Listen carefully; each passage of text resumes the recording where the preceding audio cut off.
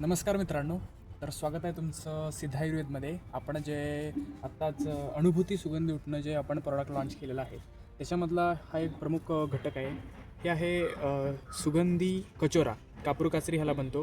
ह्याचे आपण कंद वापरतो. हे तुम्ही कंद बघू शकता. ह्याच्या दोन प्रजाती आहेत, एक हिंदुस्थानी आणि चिनी. मग हिंदुस्थानी मार्केटमध्ये जरी तुम्हाला हलक्या दर्जाची दिसत असली तरी त्याला सुगंध जास्त असतो. आणि दिवाळीमध्ये जे अभ्यंग स्नान वगैरे होतं किंवा अभ्यंग तेलं वगैरे जे आहे त्याच्यामध्ये हे सुगंधासाठी तर वापरतात, परंतु याचबरोबर याचं छर्दीमध्ये म्हणजे उलटी येत असेल किंवा श्वासकास, त्याच्याबरोबर वुंड हिलिंगमध्ये किंवा बऱ्याच वेळा सांधे दुखीचा त्रास लोकांना असतो, त्यावेळेस या कंदाची पेस्ट करून जर आपण तिथे लावली म्हणजे जिथे सांधे दुखतात तरी देखील उत्तम रिझल्ट येतो. मेनली उठण्यामध्ये किंवा सुगंधी उठणं जे असतं त्याच्यामध्ये सुगंध देण्याचं काम याचं असतं. याच्या रायझोमचं आपण चूर्ण आपण बनवतो. कटुतिक्त कषाय अशी ही वनस्पती आहे.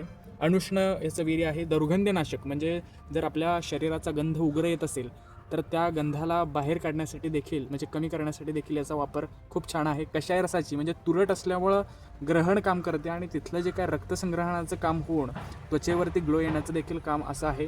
तर हे वनस्पती आपण आपल्या उठण्यामध्ये वापरलेली आहे. धन्यवाद.